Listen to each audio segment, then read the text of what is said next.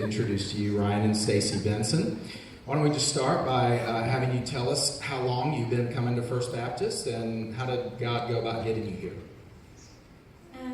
We were kind of just looking around for churches, and it was the summer of 2015, and we came to First Baptist Ryan, and we knew after our first visit that this was going to be our church home, that this is where God was leading us to be.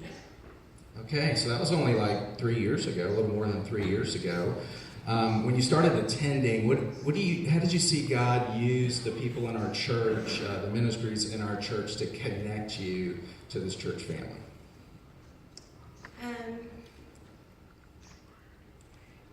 I think first, they were so loving and so accepting, and they wanted to get to know us. Our children just thrived in the environment. It was just a perfect program for them. And then we went to the Wellspring Sunday School class, and at that time I had to have a surgery. And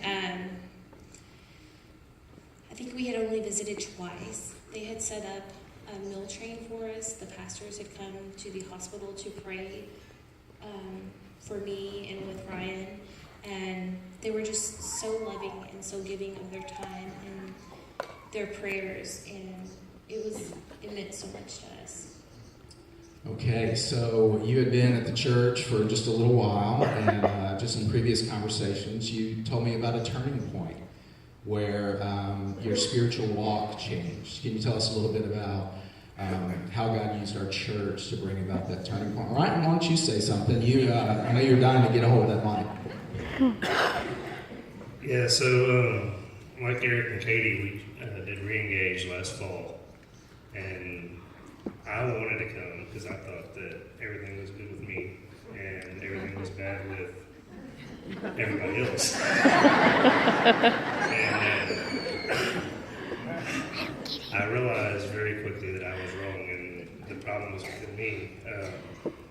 We had the Coopers, Chris and Molly Cooper were one of our mentor couples, and it's in the book, but it said you draw a circle around yourself and you fix everything in that circle before you even step foot out of it. And that's resonated with me since then. I realized that I didn't have a relationship with God that I thought I did.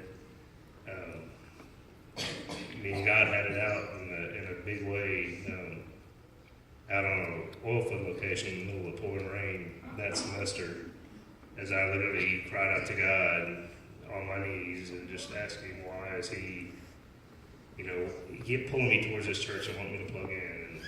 And since I have, and I've dedicated my life, rededicated back to him, my wife has. She's been baptized this summer with our little girl, and a great thing watching that happen, watching this transformation happen like that. Well, I've had the privilege of kind of having a front row seat into this transformation. There's a whole lot to the story, and it's just beautiful to see how God is changing you guys to look more and more like Christ. What do you see him doing most recently in this last year since re-engaged, since you've really surrendered your lives to Christ? Well, I was told I wasn't supposed to talk.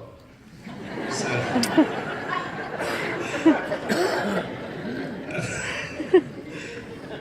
since this last year, we have